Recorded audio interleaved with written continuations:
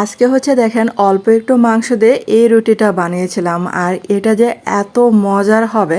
আর এটা সম্পূর্ণ তৈরি করেছিলাম চুলায়। আর যাদের বাসায় ওভেন নাই তারা কি করবেন, এটা সম্পূর্ণ চুলায় একদম পারফেক্টভাবে তৈরি করে নিতে পারেন।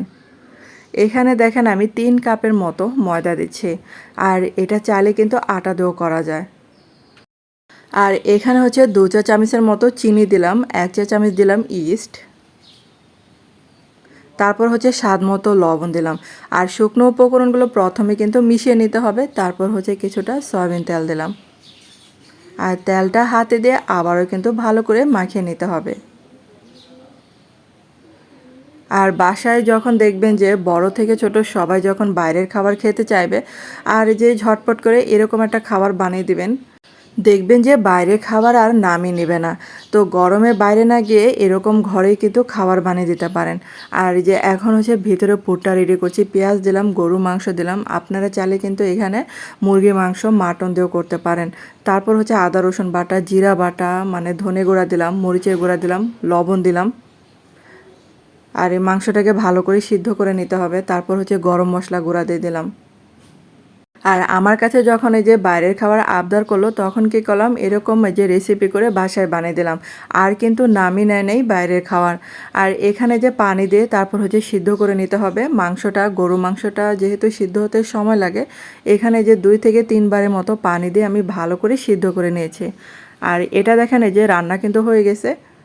আর এই যে দেখেন ডোটা ফুলে ডাবল হয়েছে। আর এই ডোটাকে আবার একটু ভালো করে মথে নিচ্ছি। তারপরে একটা প্লেটে আগে থেকে তেল মাখিয়ে রেখেছিলাম। আর এই যে 2টা রুটি আমি বানিয়ে রেখেছি, একটা রুটি নিচে এরকম করে দিতে হবে, একদম কিন্তু মোটা রুটি। তারপর হচ্ছে কিছুটা টমেটো সস দিতে হবে। আর চাইলে কিন্তু এখানে পিৎজা সস যদি থাকে সেটাও কিন্তু এখানে ব্যবহার করতে পারেন। আর এই যে রান্না করা মাংসটা এটার উপর দিয়ে দেবো। আর এই রেসিপিটা যারা হচ্ছে কোনো রান্নাও পারেন না তারাও কিন্তু এই রেসিপিটা খুব সহজে পাবেন। অনেক সহজ।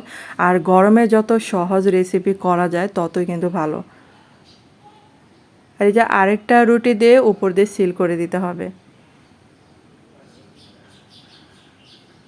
আর এই রুটিটা চুলায় যে এত সফট হয়েছিল, না বানালে বিশ্বাসই করতে পারবেন না।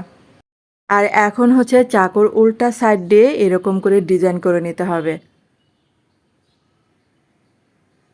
আর এটা আপনারা দেখে বুঝতে পারছেন যে কতটা সহজ এই রেসিপিটা।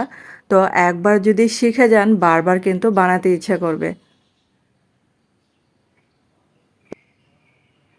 আর এখন হচ্ছে একটা ডিমের কুসুম এখানে আমি যে ব্রাশ করে নিচ্ছি একটু কালারের জন্য।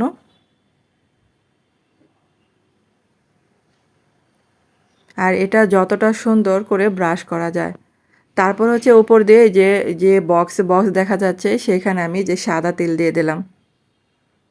আর এভাবে করলে কিন্তু দেখতে অনেক সুন্দর হয়। আর এটা যেহেতু চুলায় তৈরি করছি তার জন্য এই যে আগে থেকে একটা স্ট্যান্ড বসিয়ে দিয়েছিলাম হাঁড়িতে। আর এখন ঢাকনা দিয়ে ঢেকে দেব।